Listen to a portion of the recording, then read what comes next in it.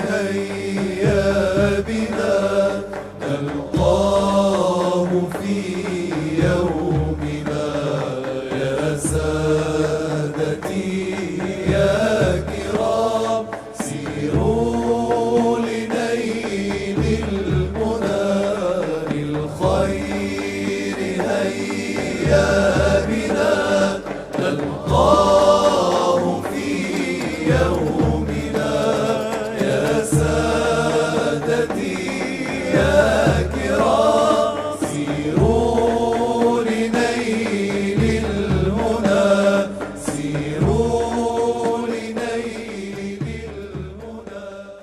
بسم الله الرحمن الرحيم. الحمد لله رب العالمين، والصلاة والسلام على سيدنا محمد وعلى آله وصحبه الطيبين الطاهرين. I start with the name of Allah. I praise Allah and I ask Allah humbly to raise the rank of Prophet Muhammad sallallahu alayhi wasallam and his kind Ahl and companions, and protect his nation from that which he fears for his nation.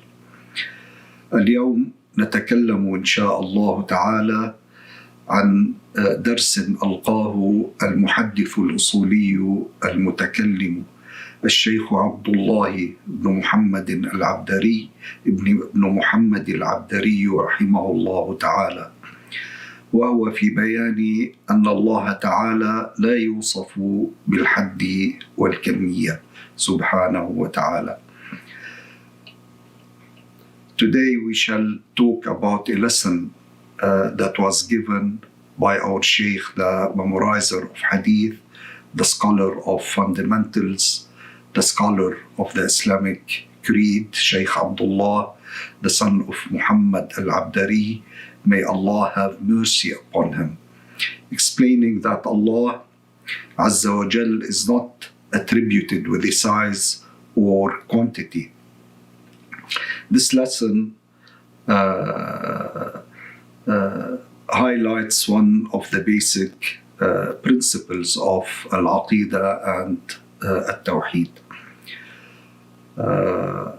Our Sheikh, Rahimahullah, have vast mercy upon him, said, Alhamdulillahi Rabbil Alameen, والصلاة والسلام على سيدنا محمد وعلى آله وصحبه الطيبين الطاهرين.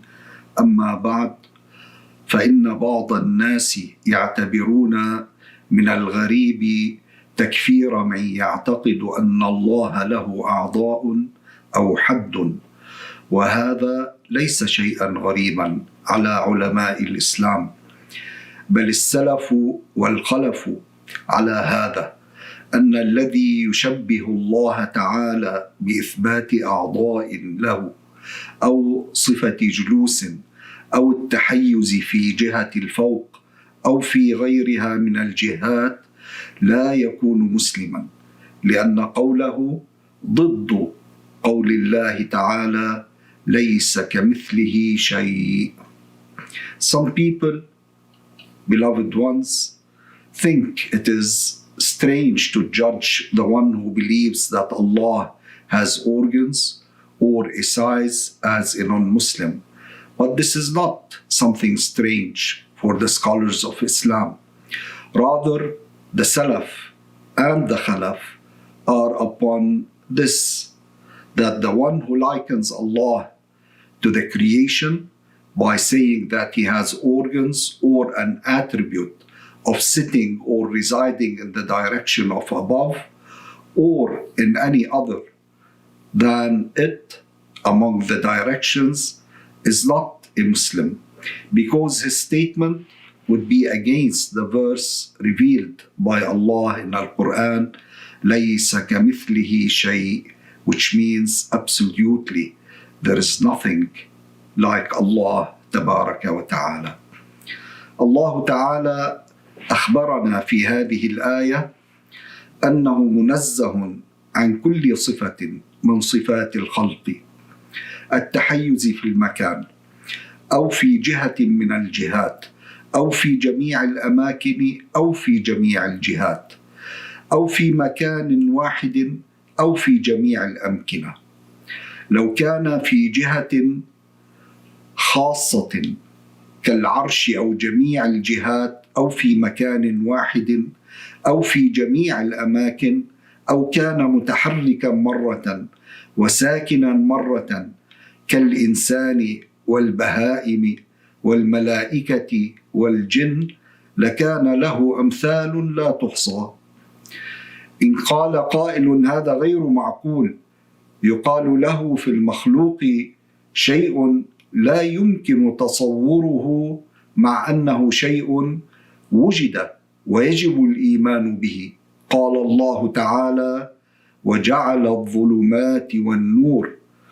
معنى قوله تعالى وجعل الظلمات والنور أنه لم يكن في الأزل نور ولا ظلمات، بل خلق الله بعد خلقه ثم خلق الظلمات والنور.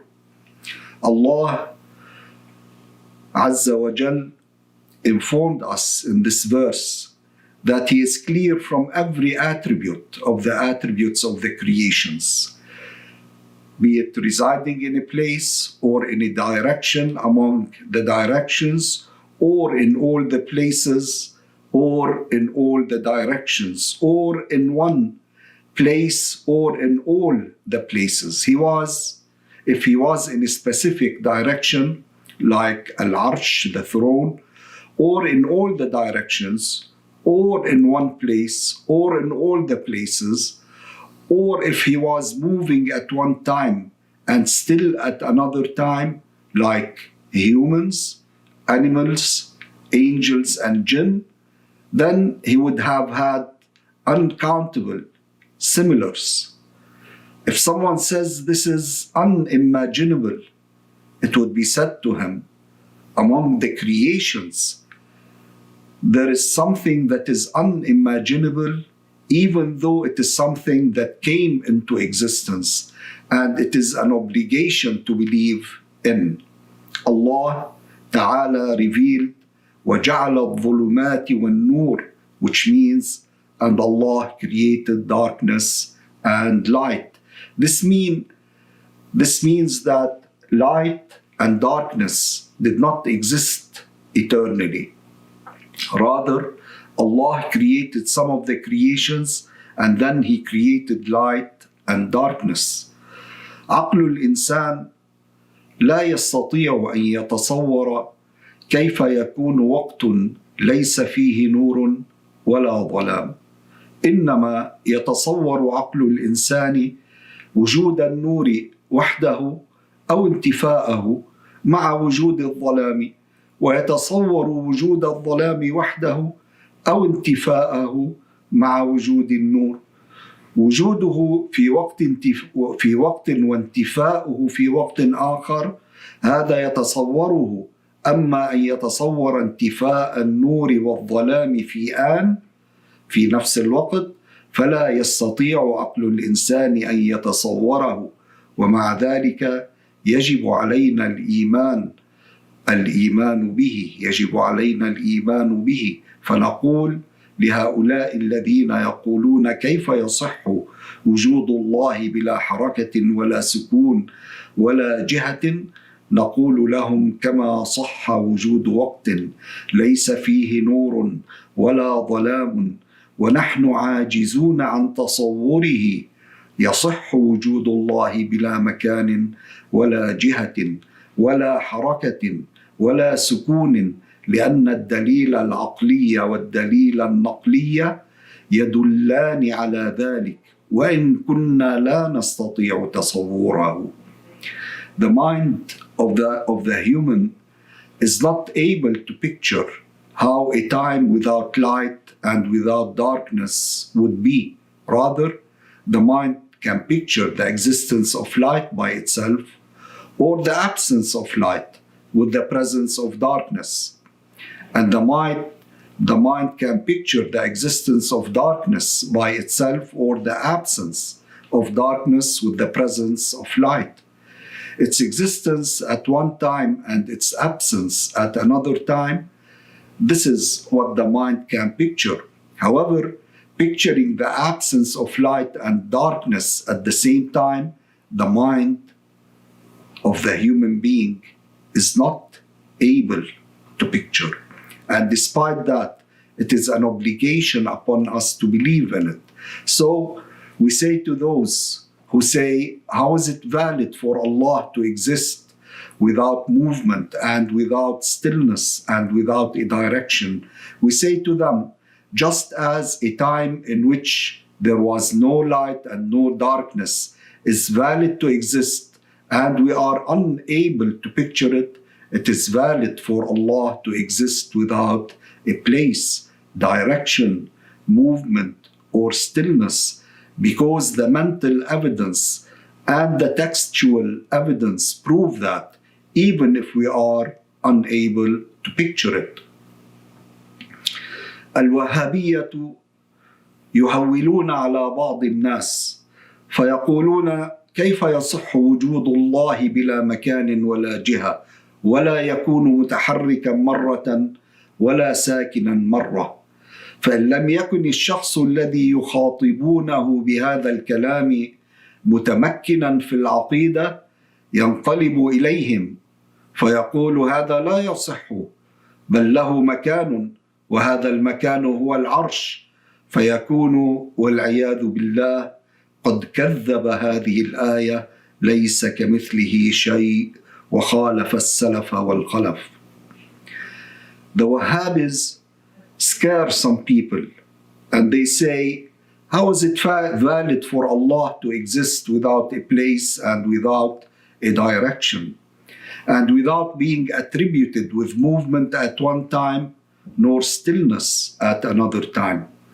Hence, if the person that they are addressing with this talk was not solid in the creed, he might join their side and he would say, this is not valid. Rather, he has a place, and that place is the throne, Al-Arsh, and so he would be, we seek refuge with Allah, belying the verse, لَيْسَ كَمِثْلِهِ شَيْءٍ, and has gone against the Salaf and the Khalaf. السلف نفوا عن الله الحد. الشيء الذي لا حد له معناه ليس متحيزا في مكان. الشيء الذي لا كمية له لا يصح أن يتحيز في المكان. الكمية القليلة والكمية الكبيرة وما بينهما من صفات الخلق. الذرة وحبة الخردل الله تعالى خلقهما على هذه الكمية، وكذلك العرش الله تعالى خلقه على تلك الكمية، على ذلك الحد الذي هو عليه. والإنسان الله خلقه على هذا الحد 4 أذرع طولا وذراع عرضا. العرش الله تعالى أوجده على ذلك الحد، ليس العرش أوجد نفسه على ذلك الحد. فالذي خلق هذه الأشياء على تلك الحدود لا يكون له حد ولا كمية، لأنه لو كان له حد وكمية لاحتاج لمن جعله على ذلك الحد وتلك الكمية. The Salaf negated for Allah to be attributed with size. The thing that is not a size means it is not residing in a place. The thing that does not have a quantity, it is not valid for it to reside in a place. The small size and the large size and what is in between them are among the attributes of the creations. The smallest visible particle with the naked eye and the sesame seed, Allah is the one who created them upon this size. Likewise, Al-Arsh, the throne, Allah created it upon that size, upon that quantity that it has. And the human, Allah created him upon that size, 4 cubits in height and 1 cubit in width. Al-Arsh, the throne, Allah brought it into existence upon that size. The throne, Al-Arsh, did not make itself exist upon that size. Therefore, the one who created these things upon those sizes will not have a size nor a quantity, because if he had a size and a quantity, he would have been in need of the one who made him upon that size and that quantity. نحن البشر جائز عقلا أن نكون على حد آخر كالذرة، لكن نحن وجدنا على هذا الحد، ليس نحن أوجدنا أنفسنا على ذلك الحد، بل الله جعلنا على هذا الحد. ولو كان الله تعالى له حد لكان محتاجا لمن جعله على هذا الحد. Us, the humans, it is mentally possible for us to have a size other than the size that we have, like the smallest visible particle to the naked eye. However, we were made to exist upon this size, and we are not the ones who made ourselves exist upon that size. Rather, Allah made us have this size, and had Allah been attributed with the size, he would have been in need of the one who made him with that size. ثم من شأن العالم اختلاف الأحوال عليه. هذه الأرض حالها في الصيف غير حالها في الشتاء، والإنسان وجد طفلا صغيرا لا يمشي ولا يتكلم، ثم وصل إلى حد أنه صار يمشي ويتكلم ويفكر. فالعقل الصحيح يقضي بأن كل شيء يتحول من حال إلى حال له محول يحوله من حال إلى حال، والذي يحوله لا يكون متحولا من حال إلى حال. Among the attributes of the universe is that it goes through changes. This earth, its state during the summer is different than its state during the winter. The human came into existence as a little baby that does not walk and does not speak. Then it reached a point that it began to walk and talk and think. So the sound mind judges that everything that changes from state to state has someone who makes it change from state to state.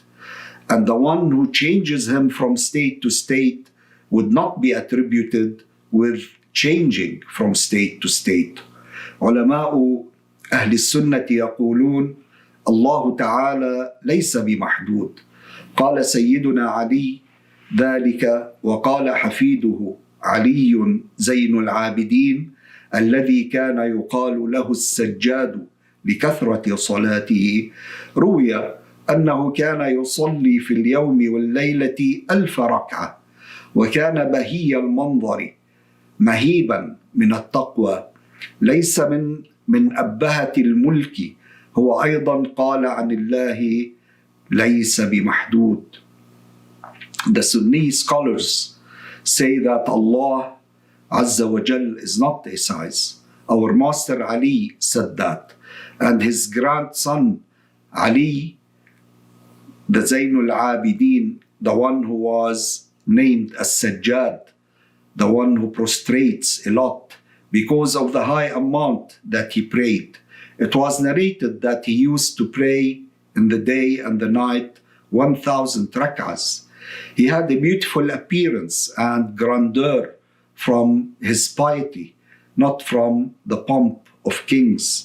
He also said about Allah that he is not a size. ليس معنى ذلك أن الله له مساحة لا ينتهي إليها نظر الناس، بل المعنى أنه لا يجوز عليه الكمية مهما صغرت ومهما كبرت، لا يجوز عليه. ليس المعنى أن له حدا لا ينتهي إليه فكر الإنسان، بل المعنى نفي الكمية عنه بالمرة. وقول الله أكبر ليس معناه أن حجمه كبير، أنه أوسع من كل شيء، إنما معناه هو أقدر من كل قادر وأعلم من كل عالم. هذا معنى الله أكبر، ليس معناه أنه واسع الحجم. الحجم لا يكون إلا للحادث، أي إلا لشيء لم يكن موجودا ثم صار موجودا، هذا يجوز عليه الحد. أما الموجود الذي ليس لوجوده ابتداء، لم يسبقه عدم، لا يجوز أن يكون له حد، لأنه لو كان له حد لكان حادثا أحدثه غيره، أي خلقه غيره، وهذا محال باطل. That does not mean that Allah has an extent that is beyond what the view of the people can see. Rather, the meaning is that it is impossible for Allah to be attributed with a quantity. No matter how big or small, it is impossible to be attributed to Him. It does not mean that He has an extent that the human mind cannot reach. Rather, the meaning is negating that He be attributed with a quantity at all. The term Allahu Akbar does not mean that His size is large, that He is bigger in size than everything else. Rather, the meaning is that He is more powerful than everything that has power, and He is knowledgeable better than everything that has knowledge. This is the meaning of Allahu Akbar. It does not mean that He is big in size. The size is only an attribute of the creation, that is, only for the thing that was non-existent and then it became existent. Such a thing is possible for it to have a size. As for the one whose existence has no beginning, the one whose existence was not preceded by non-existence, it is impossible for Him to have a size, because if He had a size, He would have been created, given a beginning by other than Him. That is, He would have been created by someone else, and that mentally is impossible, invalid. Wallahu ta'ala a'lam wa ahkam. And Allah tabaraka wa ta'ala knows best. تقبل الله صيامنا وقيامنا وطاعاتنا. May Allah accept our fasting and our prayers and our acts of obedience. قلوبنا هامت بذكر الله. الله الله الله. قلوبنا هامت بذكر الله.